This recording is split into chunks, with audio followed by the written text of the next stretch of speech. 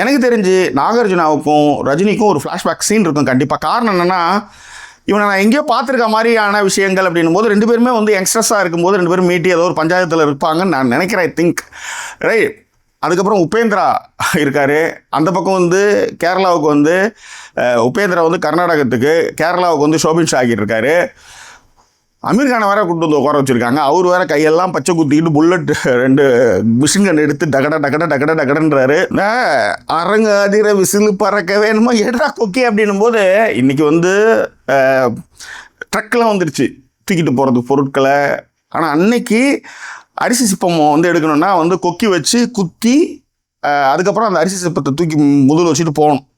So அதனால தான் வந்து அந்த எட்ரா குக்கி அப்படின்றாருன்னு வச்சுக்காங்க. அது பழக்க தோஷம். ஏன்னா இப்போலாம் வந்து இப்பயும் பண்ணுறாங்க. இப்பயும் வந்து லாரியிலேருந்து அரிசி சிப்பம் இறக்கும்போது அந்த கொக்கி யூஸ் பண்ணுறாங்கன்னு வச்சுக்காங்களேன். ஸோ அதனால் அந்த கூலின்றதுக்கான ஒரு விஷயமாக தான் அந்த கொக்கி எட்ரா குக்கி அப்படின்றாருன்னு நினைக்கிறேன். கிரீஷ் கங்காதரனுடைய ஒளிப்பதிவு வேறு லெவலில் பண்ணியிருக்காங்க.